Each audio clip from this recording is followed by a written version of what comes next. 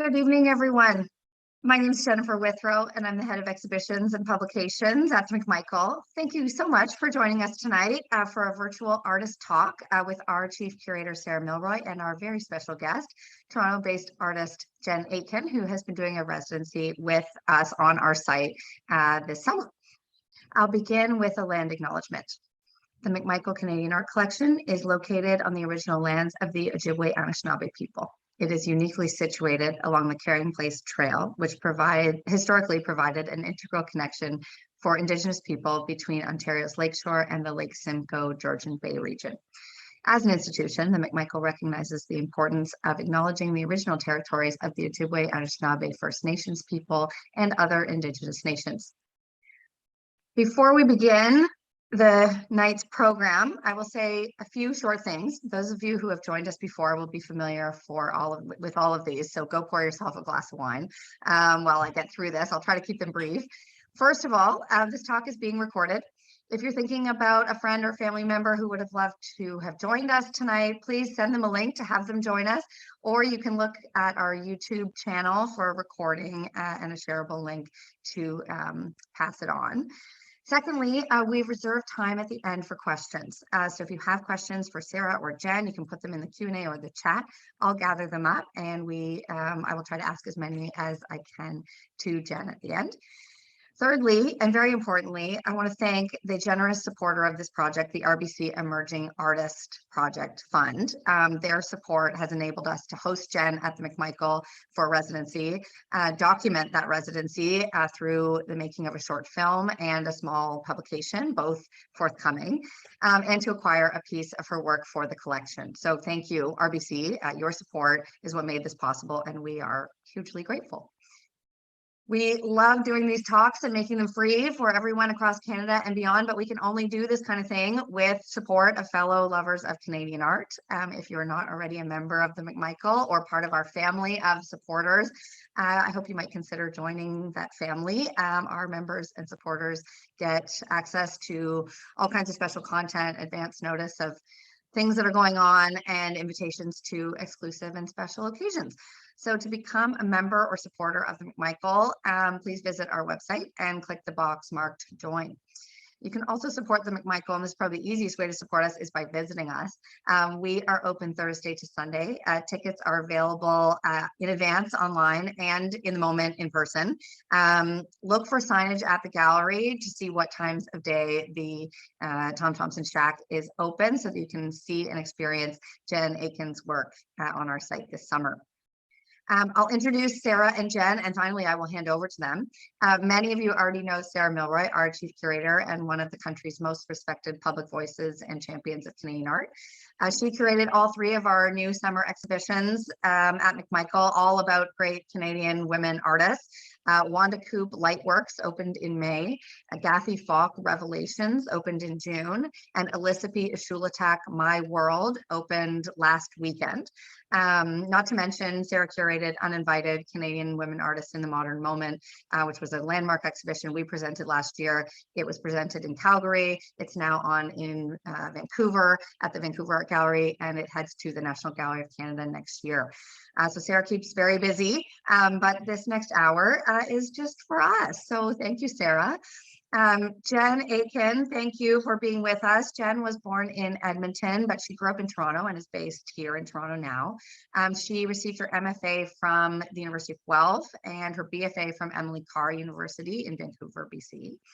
Her work has been exhibited across Canada and in the US over the last few years, and we are looking forward to a solo show put on by the Power Plant in Toronto of Jen Aitken's work next year. Jen, it has been a total delight to welcome you to our site and to our little family this summer, and we're delighted to have you this evening. So thank you very much. I'll pass over to Sarah and Jen. Thanks so much, Jen. Oh, this is going to be confusing tonight. Which Jen am I speaking to? So Jen Withrow, thank you so much for doing such a beautiful job of that, as always. And Jen Aitken, thank you again for being willing to leap into this adventure with us at the McMichael. I've been an admirer of yours since I had seen various works of yours in reproduction, strangely enough, before I ever had a chance to see one in the flesh. But I remember walking into that armory building on the waterfront during the first Toronto Biennial and seeing a display of your works on that concrete floor and being just so astonished by the way in which they kind of really galvanized the space around them. And I think that's one of the things that I guess we'll talk about in a minute, but it was one of the things that I thought would be a great way for us to reanimate the Tom Thompson Shack. And the Tom Thompson Shack has been, at the McMichael since 1962. It was moved from the Rosedale Ravine up to the McMichael, and some bits of it had to be rebuilt, but it still has its aura. And it's been host to many artists. Of course, Tom Thompson lived there from 1915 to 17 until his death, when he would come into Toronto. And, the building, of course, it was a back building to the studio building, which had been built in 1914 by Lauren Harris and Dr. James McCallum, who was a great patron of the group. But Thompson, who was always short on cash, moved in there in 1915, and, famous tales of mulligan stew and baked beans being eaten by all the folks that were in his artistic circle as he would come in and out of town. After it came up to the McMichael, this structure has housed a lot of extraordinary people. Both Jackson and Varley used the shack when it was down in the Rosedale Ravine, as did Francis Gage. But after the shack came up to the McMichael, it's been used by Norval Morrisseau during his lifetime, and Robert Hoole a little bit later on. Brilliant curators at the McMichael have always, been trying to figure out ways to deal with this building. And most recently, my predecessor, Sarah Stanners, did a wonderful residency with Zachary Logan, in which he worked in the shack, and then we ended up acquiring works, as we will from Jen, out of that process, with the public having a chance to have some access to the creative process on our site. So that's just sort of a brief, what is the Tom Thompson Shack for those of you who may not have been up to the McMichael. It is this rather homely looking structure here. But what Jen has wrought here is to really bring a kind of extraordinarily charged intervention into this site with her wooden piece. And she's had to, wooden and metal leafed geometries, curves, angles, and so on that completely fill. They just rejoice in the space, and they make this marvelous experience as you walk through it. And I was thinking tonight, Jen, I know we talked about this afternoon, but I went for a walk between when we spoke and now, and I was going through the forest in a ravine walk, and I was kind of ducking around branches, and light was coming through and getting reflected, and then big spaces were opening up and then narrowing again. And I thought, what, this is, in a funny way, a kind of sensory equivalent to walking through a forest, which of course we have all around us at the McMichael. But Janice had to be very patient, so thank you, because we have very inquisitive folks on our grounds who just assumed that they should smile when their picture was being taken, which I love. And we had visiting hours during the making of the work, and also Jen has been giving some drawing sessions, and I believe there might be one more coming up this summer, Jen, that you're hosting in the shack. But it is an unusual way to work. I'm sure it was strange for you to have to deal. The studio is such a quiet and solitary place. It must have been a bit of an adjustment to have all these well-wishers flocking around you. But what you've created is absolutely wonderful. So here's a gorgeous image looking up into it, as you can see, in the light coming through the windows. And I believe I'm right in saying that these windows are original to the shack, as are some of the wall fittings and walls. So yeah, it's a place where the generations are speaking to each other. Although I think I'm right in saying, Jen, there was no specific way in which you were addressing the legacy of Thompson. That was certainly not the assignment. It was just to make of this what you will, which you have. So I thought perhaps what we should do, Jen, is that I would start with taking us back in time to some of the first sculptures that you were producing, or at least that people got to see that you were producing. I understand there were some works in art school that led up to these wonderful concrete works that you became very quickly known for. Maybe you could tell us a little bit about how these works came to be and how you came to work in sculpture. Yeah, thanks, Sarah. Hi, everyone, and thanks for the great introduction and having me and everything.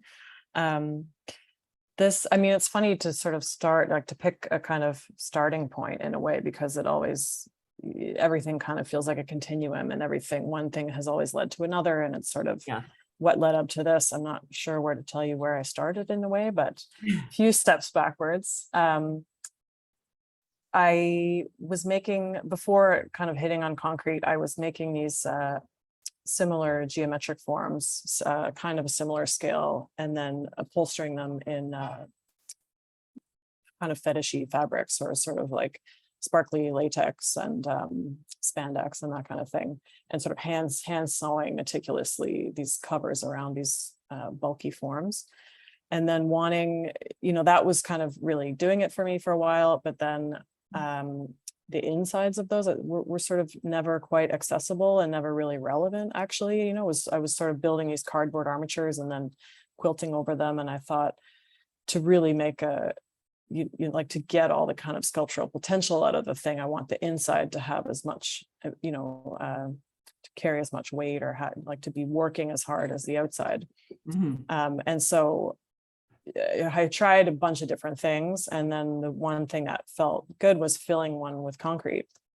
And then being in grad school, as those things, as that kind of environment happens, it became clear that I didn't need the fabric at all anymore, and that the concrete, was like, once you're filling a thing, you don't really need the skin anymore. Like, you have the inside, you don't need that kind of applied skin.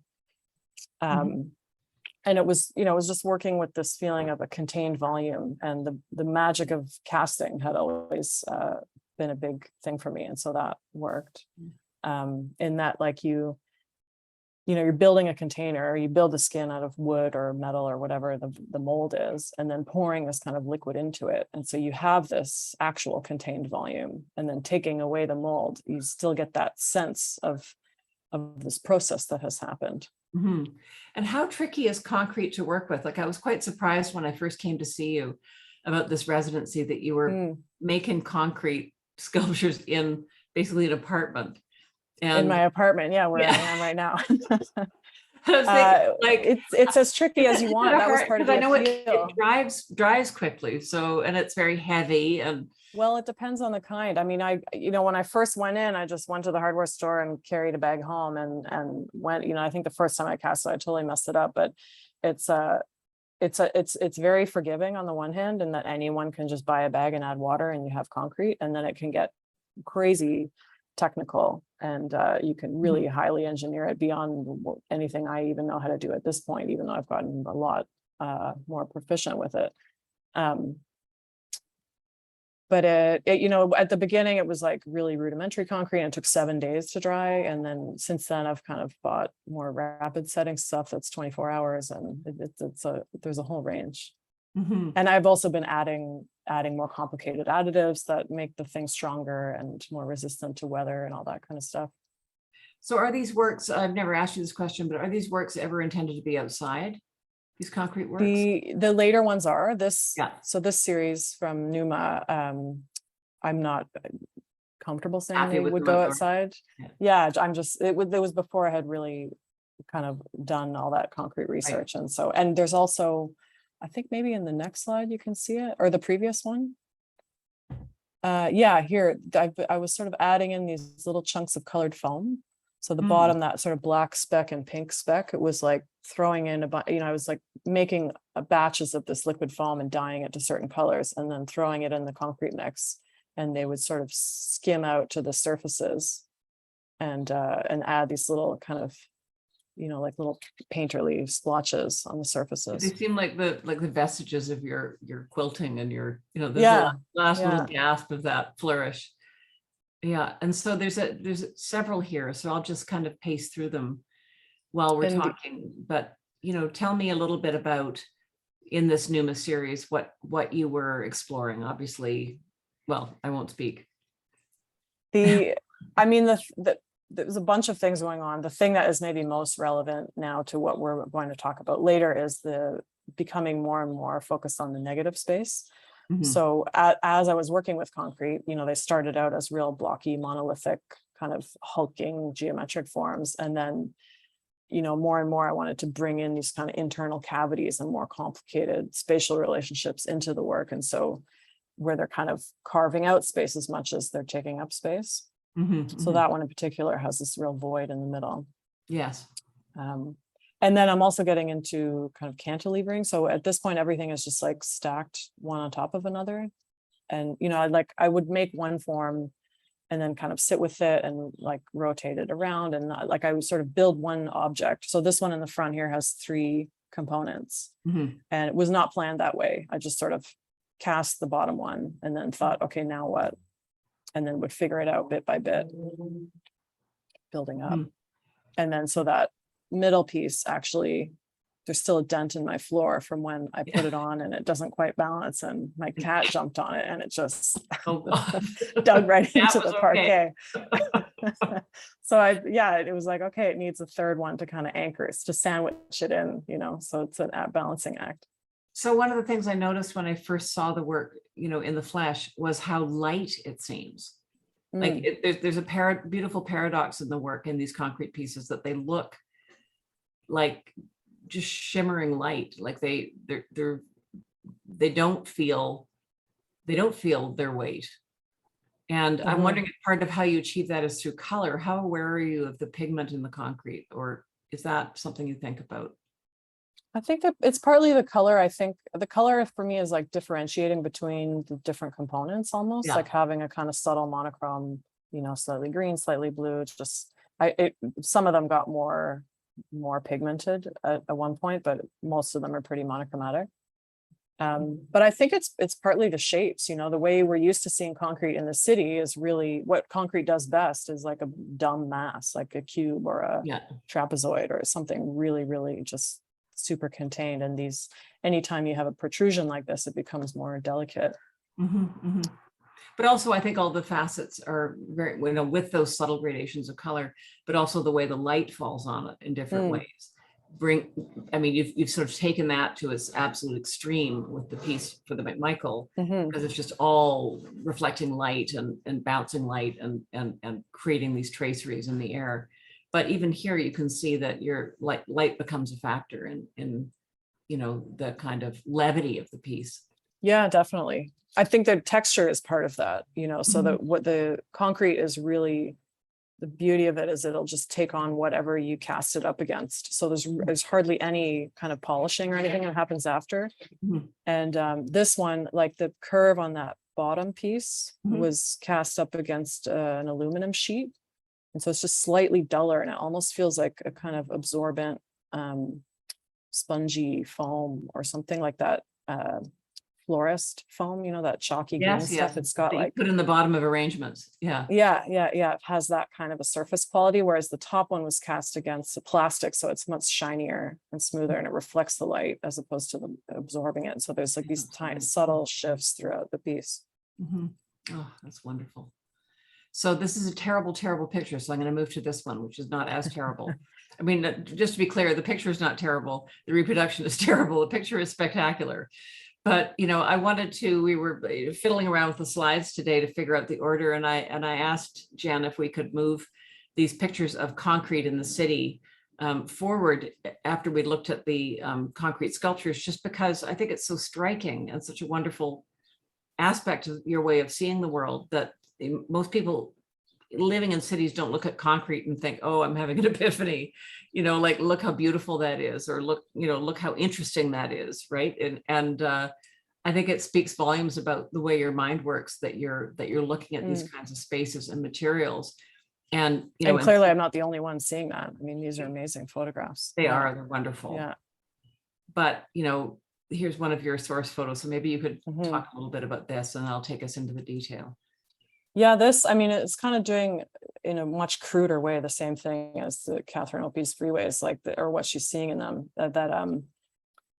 for what I see that she's seeing at least. But this thing is it's a water breaker in Lake Ontario near my place, and I walk by it all the time, and it's a beautiful structure to me because of what you say. It's like, even though it's a massive, massive concrete thing. And there's like tons and tons and tons of material there. It just feels like a drawing. Like it's just this light, thin little line on the skimming the surface of this water, breaking up space, you know, like it's sort of outlining, taking this kind of bay, you know, and like breaking it up into these segments.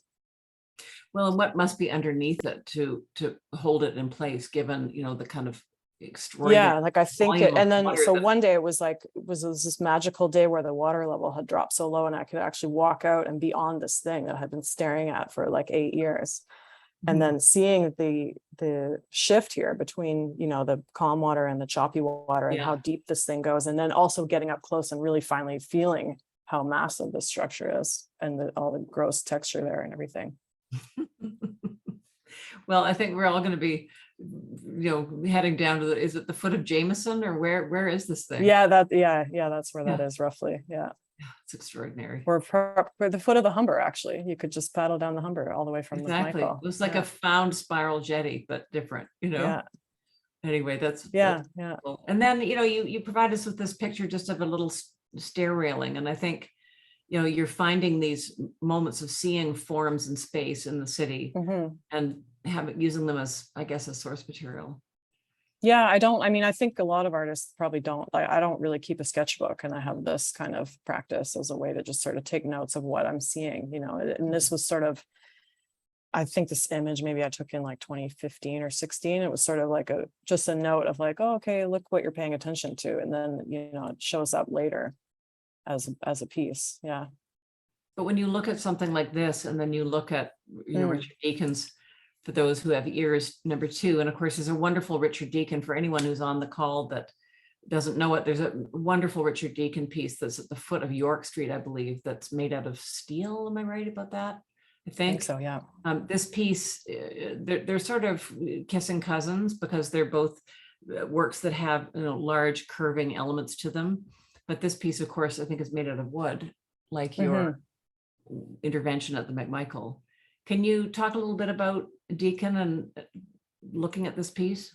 Yeah, I think, I mean, I hadn't had this in mind necessarily when I was working at McMichael, but it was the process of bending the wood that reminded me of this series. And they're thicker pieces, you know. I saw an interview with him talking about this works and how it became so much about the glue. And a lot of his work is working with fabricators, and like, how the thing is made is so much a part of the piece. And that, I think, is what really got me with the sort of drawing in space tradition and sculpture. Like, it's a really old idea, but is that the thing is sort of has two lives. Like, it's this really, really tactile, heavily processed, handmade thing. And yet from you can kind of step back and all that kind of disappears, and it's just a splash optical image. Experience. And you kind of can't have both at once. Like, you can sort of oscillate between seeing both. And when you're talking about drawing in space, I know that Louette has been very important to you. So you were saying that this is an image that you often use when you're doing slide talks to kind of like. Yeah, well, this whole project actually. And so the incomplete open cubes was kind of the, I think of that as my real beginning. Like, finding that piece was like something clicked in me. I was like, oh yeah, okay. And then since then, it's just been so many different aspects of this whole project that have kind of fed into what I'm doing. And recently it's like, oh yeah, this is also drawing in space.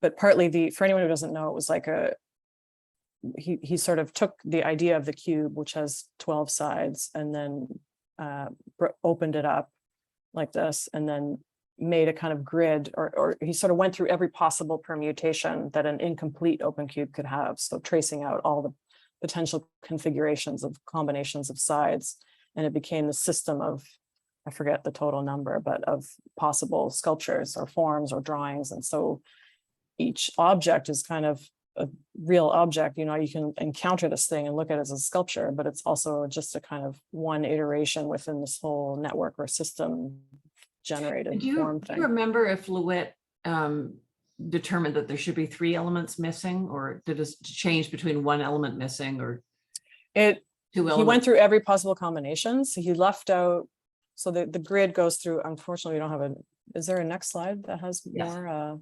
Yes. Oh, here they are. Oh yeah, so you see on the top there, so they kind of go through the bottom. I see. The bottom Some one of them are has just 1, 2, 3, 4, probably 5, the and then first it one kind of is goes up probably from just there. like this. He Yeah. did leave out 1 because that's just a line, and he left out 2 because that's 2-dimensional. So he started at 3 I see. and then went up from there to 11. Yeah. And did you see this piece in the flesh for the first time, or did you come across it in a publication? I came across it in a book while I was a student at Ryerson in fashion. Mhm. And then that was kind of the twig that was like, I don't think I should be here. I think I should be there. This is more what I want to do. Yeah. That was wonderful. Well, it's a fascinating work. I have to ask you, have you had a chance to go to Marfa, Texas? I have not. To Yeah, see I need to go and see it. what he's done there, because I think that should be next on your list. But Yeah. we'll discuss that later. All right, working with cardboard here. Just paper. Yeah. So I make for the cast forms that I'm doing. I'm always making paper models. You can Just see to them behind figure, you. oh yeah, you can see a million behind me. So that this is one of those. And I'm showing this because here. So I was on a residency at the Vermont Studio Center, just playing with all kinds of ideas of just trying to generate kind of new directions, and was really wanting to take up this idea of drawing in space. And I was playing around with like gluing sticks together that I was like picking up off the ground and that kind of thing, and asking people if they knew how to weld and could someone show me how to attach 2 wires. And then another artist kind of down the hall was like, oh, do you want to try my 3D pen? It's like, it sounds exactly like what I need. I had no idea such a thing existed. And so what is it? well, if you know what a 3D printer is, it's essentially the same mechanism, but in a pen. So it's a pen that heats up plastic and shoots out plastic out of the pen tip. And so this I made just by tracing hot plastic lines around that paper form that just came before it. Oh, I see. So can you click back for a sec? Yeah, so you need an armature underneath it in order to make the. No, I traced it around it and then popped it off. Yeah. And just to see what it would look like hollowed out, and then it was like, oh yeah, I could really go with this. Now, do you have any sculptors that come to mind when you look at this? I find myself thinking about like Ben Nicholson and British modernism, Yeah, but for do you sure. have other sculptors that you feel are roommates with you on this work? I would go immediately to Fred Sandback for drawing in space, and then even back to like Picasso and those sorts of wire sculptures. And yes, I was thinking about Gago recently, and Ruth Osawa, that kind of So you had this experience of making, starting to make these drawings in space, and Minif. What is the title of this work drawn from? I forgot to ask you this morning. The titles for a lot of my works are abstract words, is how I like to call made up words. In the where I don't like to say untitled, because it kind of doesn't do justice to the kind of specificity of each piece. Yeah. But giving something that's so fundamentally abstract to me, and I work really hard to kind of allude to a lot of references, but not actually settle on anything, and have things kind of be free floating around. And so these made up words feel, I sort of make the thing and then kind of reflect on it and think of like a kind of phonetic counterpart to the piece, like what would suit this thing. Well, it sounds like a very light and fluttering thing to me. A minif. It sounds like a little mayfly or something. But yeah, let's do that again. And it's just a short little clip just to show you how it kind of morphs in space. Looking at the still image, it just flattens it out so much into a drawing. And the other thing is, you can see here is the shadows, and that's very much an element of the work that you've created for us at McMichael as well. It's that there are the forms, and then there's the way that they play against the walls, and also the way they bounce light, as we'll see. So here's another wonderful word. Million, I'll say it. I won't ask you to explain. It sounds like some sort of, futuristic metal or something from another planet. Mm. Let's see what loads here. I mean, these are so delicate that I have to confess I blew on them. They were shaking even when a streetcar went by or something, Yeah, they're really, they're they're just held on by their tension. Yeah, they're And, just so beautiful. And so here we're taking another step, and this is a large this is a large paper form. paper piece. Yeah. And I was actually doing this, I mean, those two pieces that we just looked at were from this year, but that kind of approach, the strategy, the wire drawings started this same year, and they were all in this show together at Georgia Sherman Projects. And this was a very, I mean, I think my body, like my head was just grazing the bottom of that sort of bridge structure there. So that's the scale of this thing. And the idea was to kind of have this really large, overpowering kind of architectural form, like in the same room and context as the very delicate kind of scale model feelings of the wire drawings. So those were shown together. Mm-hmm. And then lurking underneath this sensuous exterior, I understand this was the armature underneath it. Yeah, so this was a totally pragmatic structure, and it's can be infuriating sometimes that the things you do without meaning it are better than the things you do that you do mean. Well, yeah, that sort of unintended surprise. I mean, I think, when you told me that story about this, I found myself thinking about the making the concrete form to put the art on, which was going to be the thing around it on the outside, the fabrics and textiles. Right. Oh yeah. And so in a way, I've kind of arrived at the same solution to a different problem in a way, or I didn't know this one was going to be a problem, but yeah, it's like, no, you take the skin off. The under the skin is always better. This is interesting. Yeah. So, I mean, I remember when I was many, many years ago in art school at the Nova Scotia College of Art and Design, and we had drawing lessons. And I remember my teacher was a man named Stephen Horn, who was a conceptual artist. And he used to talk about trying to break his students of their, what he called end product fixation, which was about, having an idea that you're going for that's fixed, and what all that you lose when you take that approach to, in fact, anything in life, right? It's not just true. Yeah. Art. This is just able to be flexible enough to take in new stimuli and be open to new, possibilities. But it seems to me like there's been, several places in your work where you've been like, thinking you're doing this, and then but you're open enough to see that something else has happened, and then you go that way, which I think is a real testament to the kind of authenticity of your journey, and the fact that you're totally in your practice and working through the implications of what you're doing one step at a time in a kind of way that seems really undistracted, and very much your own, very authentic to yourself. So you move from that wooden structure into making the knots. I mean, it was sort of seeing that made it feel possible to scale up those wire drawings. So this is a kind of hybrid of those ideas. So this is the piece that we're, thank you RBC, are going to be bringing into the McMichael collection, and it's great because of course it's a very contemporary and very obviously an intensely creative response to the medium of wood, which is kind of like one thing we got at McMichael is wood. We've got wood walls, we've got woods all around us, and we've got woods in our paintings. And, so to me, it just seemed like a delightful addition to the team to have something like this, which takes that material and puts it to such a brilliant new application. And I think that I'm right that there's little metal joinery in this piece as well. It's very, very minutely finely crafted. Can you tell me a little bit about the making of this piece?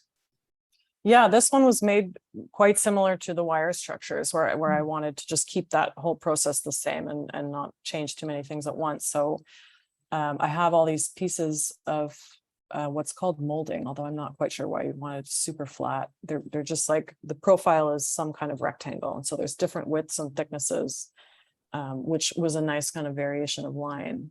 Mhm. And then I would just kind of glue segments together.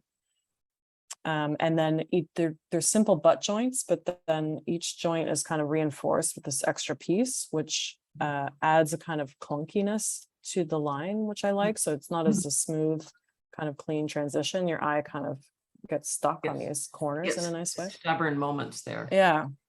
And I actually built the whole thing gluing it together. And then of course it would not fit out the door. So I had to, this is where the joinery comes in, where I kind of strategically cut it into 2 sections, which then get screwed together with little brass screws in various places. And then there's this copper kind of element that traces a shape within the larger shape. And that's sort of glued on after the fact. And then as you shift, the copper kind of emphasizes the fact that the whole thing is sort of moving. So you can kind of focus on the whole shape or focus on this copper outline. I think we have a slide of it from a different angle. Yeah. And so you can kind of see this copper shape sort of distort as you walk around it. So when you're making this piece, do you start and just kind of like start anywhere and go and then think about that? And, you know, like, do you plan it? Do you make, or are these things that kind of, do you get part way and then undo them and go a different direction, or what's the work? Yeah, they get done and undone and done and undone, and they've gone through a million different kind of forms before they sort of solve themselves. It's a dual puzzle of a kind of compositional thing and then also a structural thing. So each line is I don't think there's much. I think each line sort of serves both a compositional function and a structural function. So if you took one piece out, the thing would not hold up anymore. It's all kind of all self-supporting. So, you know, I would visually say, oh, I want to add another thing here. And then it becomes a question of, okay, well, how would I do that without compromising this? But then I need to add a support, but then not have it look like a support. And there's this kind of constant negotiation. So it has, you don't want that necessarily the engineering of that aspect of it to be immediately clear. I think it might be more if you're looking in person. We don't have a video of this one, unfortunately, like The Wire, but I think, I mean, I can't, you can feel the tension a bit of what, or maybe that's just because I can see it, but. Yeah. I mean, I don't experience it as being clear how the thing holds together when I look at it in real space. It's like a puzzle to try and figure out how much weight it has. It's barely holding together is the thing. Like it's, I mean, you know, and again, like it's like I'm thinking about ballerinas all of a sudden. I'm thinking about the way they, you know, I always like to sit in the 5th row because I like to be able to see the work, because I find it frustrating not to be able to see the work involved in these like extraordinary feats. And so I want to like see the sweat and I want to hear their feet hit the floor and stuff. But I think I'm alone in that. Most people like to be well back where they can get the overall view. No, I'm with you. That's the art of like having both, like the work and then the magic all at the same time. Yeah. But here we can't, you know, you step in and you can see the work, but you step back and it's just something floating there. It's like so mysterious how it holds together. And here's one in relation to and again, you know, in relation to the concrete piece. And again, you know, that concrete piece obviously is very heavy, but there is this kind of quality of weight versus weightlessness that I think is something that you're playing with all the time.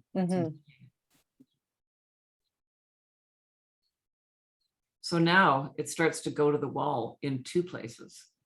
Yeah, that one was a free floating on the wall or hanging on the wall. And this one and the floor too. So this is the corner piece, which to me does a totally different, it's way more kind of work, as you say. As soon as it's touching the floor, you're kind of aware of it more as a structure than an image.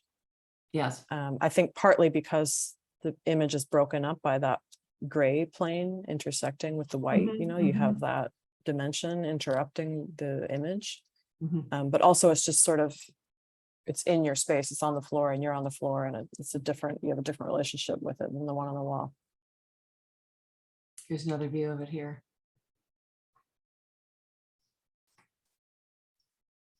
So then it lifts off the floor.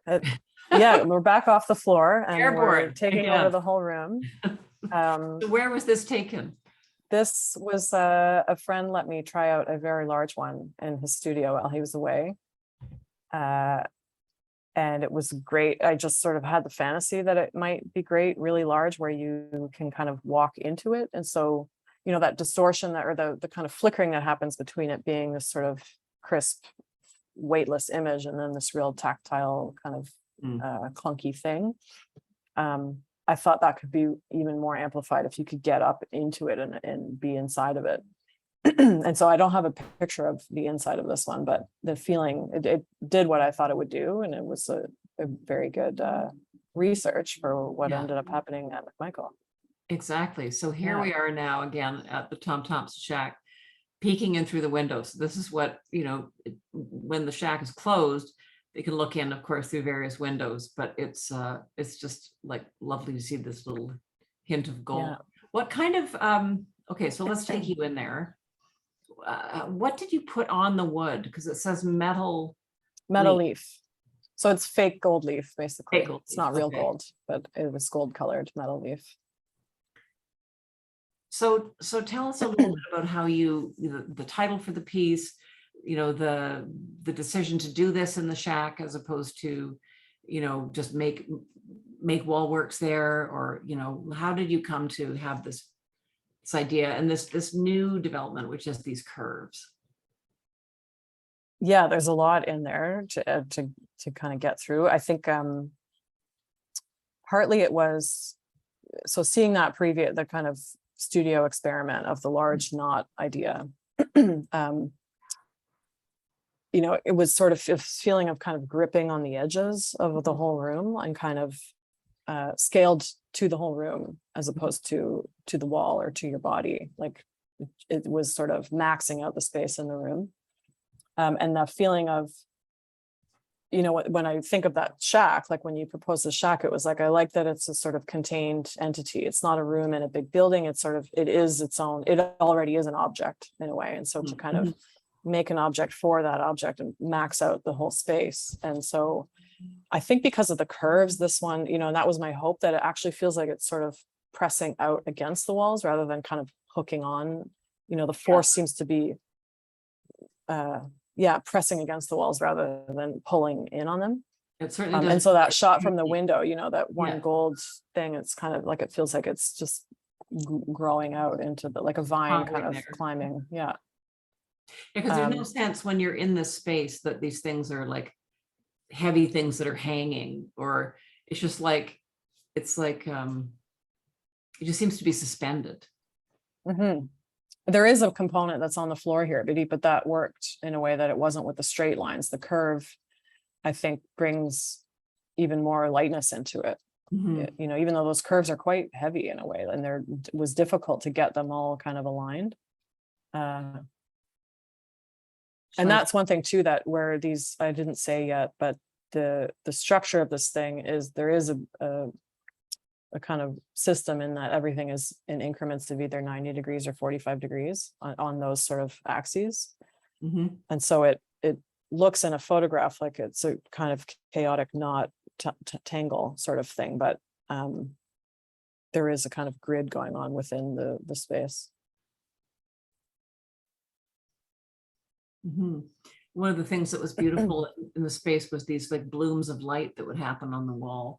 First of all, the shadows become very important, but also these kind of reflections where the sun would come through and hit the metal leaf and bounce these, creating these kind of like nebula behind it. Yeah, and the light changes so much in the space throughout the day. And you know, every time a cloud passes, the gold sort of changes color, and yeah, it's really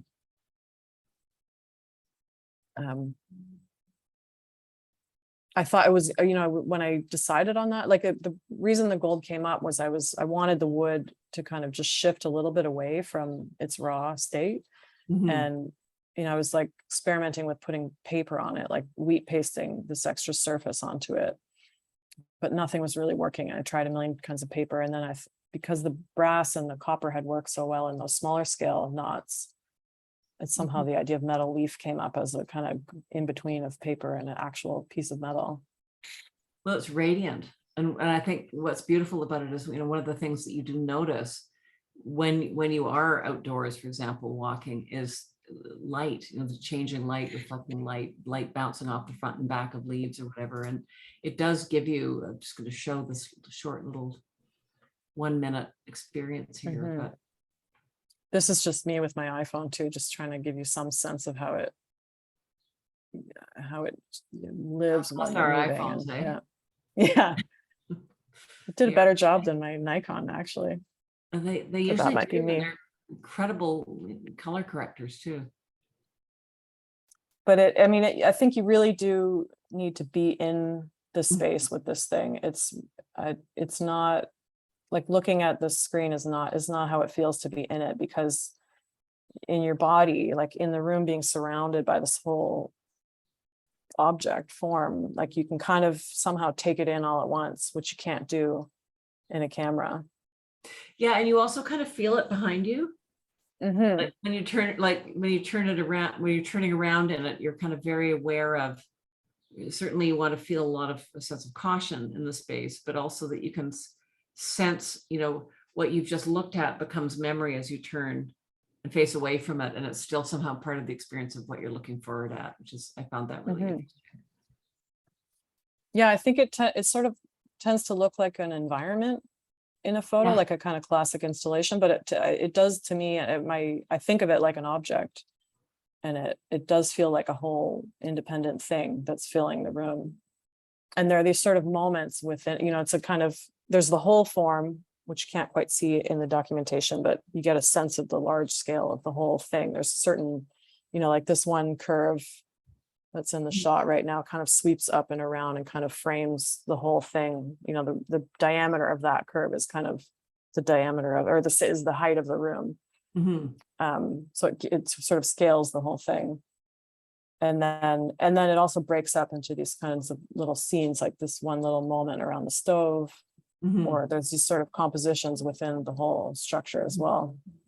But you can't quite, I mean, any moment you kind of, I was trying to count them the other day, like how many parts are there kind of, but each one kind of bleeds into another one, and you can't, they feel separate, but the minute you try to sort of name it, you can't do it.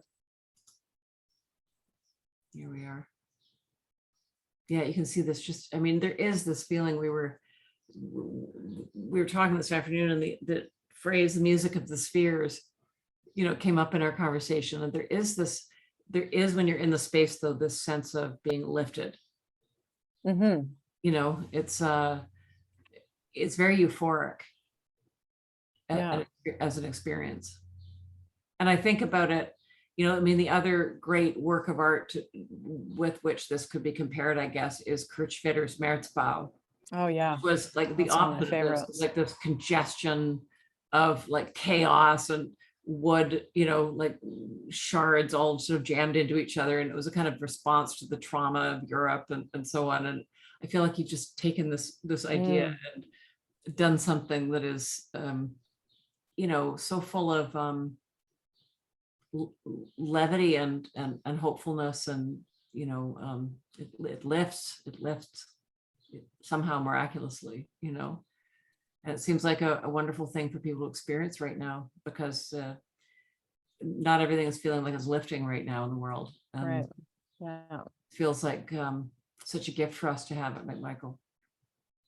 Well, it's been an amazing experience to be able to do this. It's been the idea has been kind of, rolling around in my head in various forms for like 3 or 4 years, and never quite had the right opportunity to really do it. So it means a lot to have it be real now.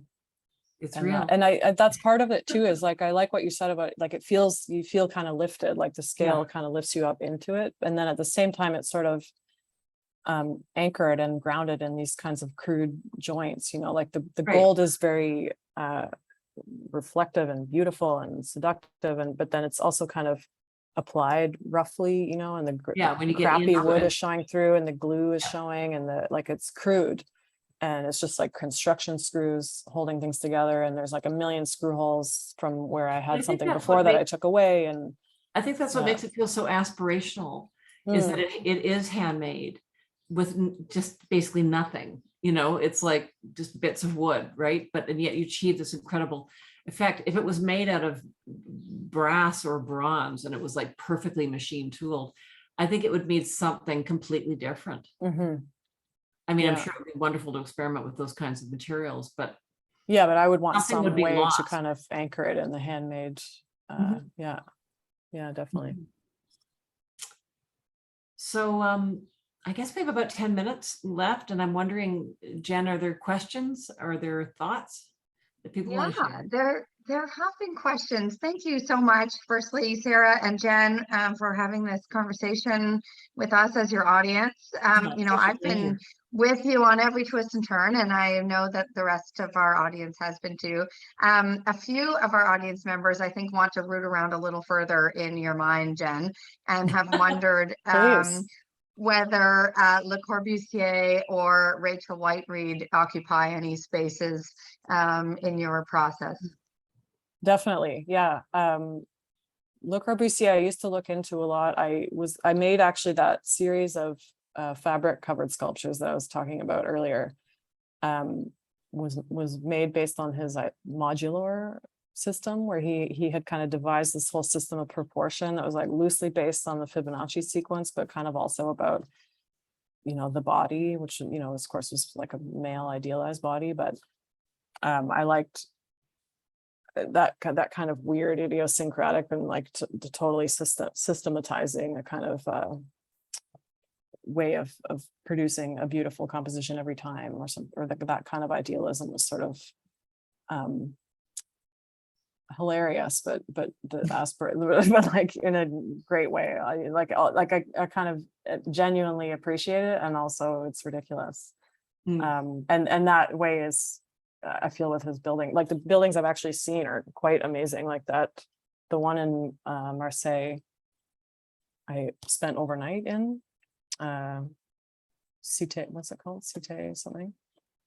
It was sort of loosely based on a boat, but the whole structure, like the way that concrete is sort of photographed can kind of make it seem really beautiful and elegant. But then up close, that thing was like, I don't know how it's still standing. Like it just felt like mud that somebody had formed with their hands, and nothing was sort of precise, and it was just, well, it was incredible. Yeah. Wow. Yeah. And Rachel Whiteread for sure is like the queen of negative space. Someone asked about perhaps the pitfalls, but also I'm curious if there are any advantages to working in concrete in your apartment. Pitfalls and advantages. If there are any. Well, since having a studio now, one of the things that I appreciate so much is loading and unloading. Just having one door and not, you know, two doors, an elevator, a hall, and another door, and a driveway. Like cleaning up was always a huge job in my space. It's nice to not have to mop every day anymore. Yeah. My landlords have been incredible, though. I have to say, I feel so grateful for them to just, you know, let me get away with like. Yeah, I mean, my neighbors are probably relieved. The landlords have kind of got a kick out of the whole thing, I think. We had a question from someone who is close to the project manager, Brittany Sproul. She has asked if, Jen, you could speak to the technical side of creating the curved wood pieces and how you achieved the curved rounded forms as opposed to the sharper edges that are more prominent in your wood pieces.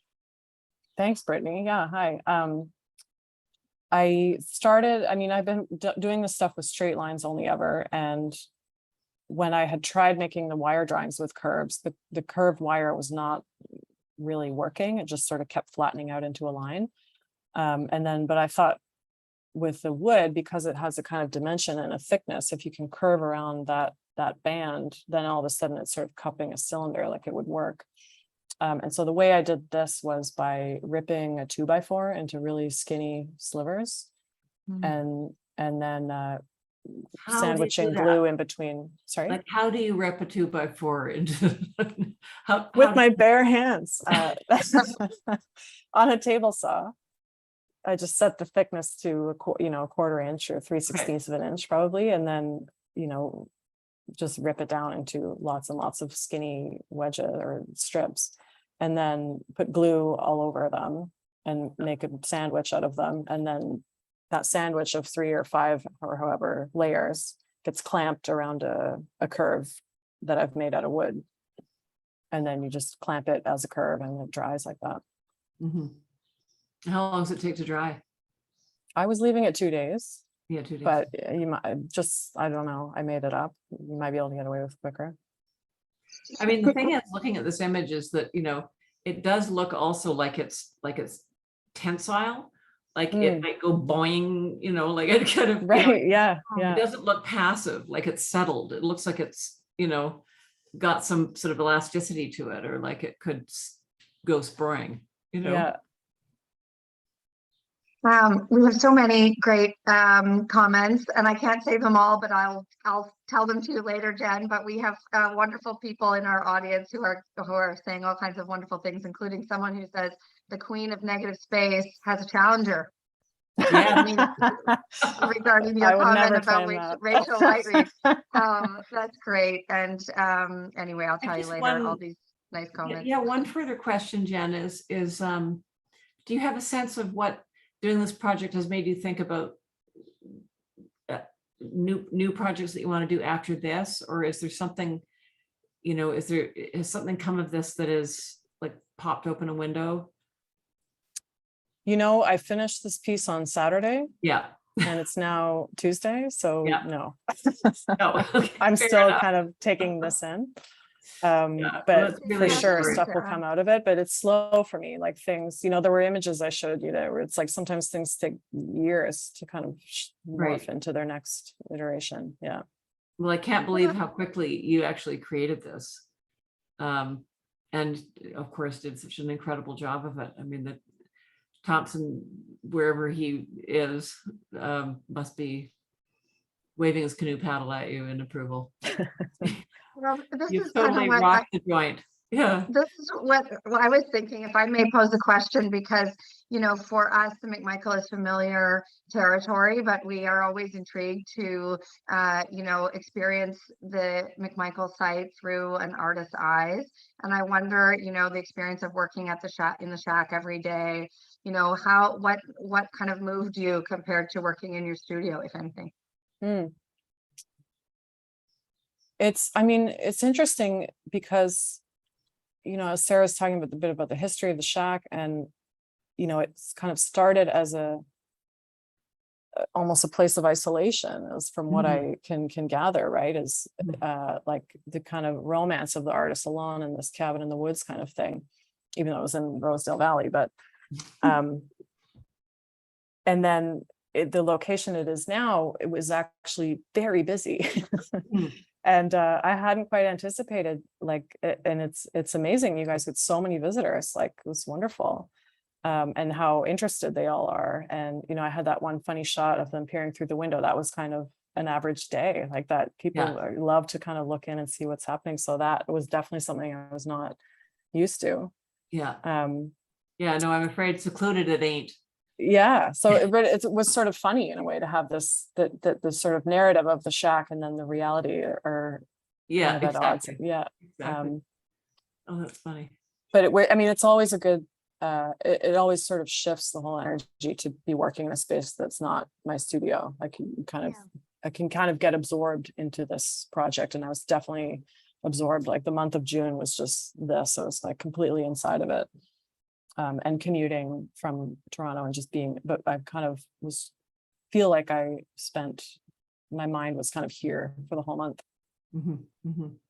Well, someone also asked about the fate of this piece and, you know, how long it will be installed. And so I must say that this is a limited engagement, much as we would love to keep this up for a very long time. This is this summer only. We haven't, I think we're sort of in denial about setting a dismantling date, but there will be one. So this is an ephemeral artwork that is here for now and will be gone at some point in the fall. But it has been such a delight again to have you with us on our site and tonight for this conversation. So I'll wrap us up there. To our supporter RBC, thank you so much for making this possible. Jen was a dream to host, and I hope the feeling is mutual. She had a good time with us, and we're thrilled to be able to show this work to our public and acquire a work for the collection for posterity. Sarah and Jen, thank you for opening this conversation up to an audience. To our audience, thank you for joining us. We will be meeting again next Tuesday, same time, Sarah and I, for a curatorial conversation about the living legend of the West Coast, Gathy Falk, whose retrospective opened at the McMichael in June. So please mark your calendar and join us for that. And Jen, I forgot to jingle the cup at the end. Oh yes, well, your donation supports the Art of Canada. So if you had fun tonight and you would like to join our circle of supporters at any amount, we've made it very easy with a click or a scan of this QR code. Thank you for joining us, and we'll see you next time. Thanks, Thank you, Sarah. everyone. Thank you, Jen. Thank you. Night, night. Oh.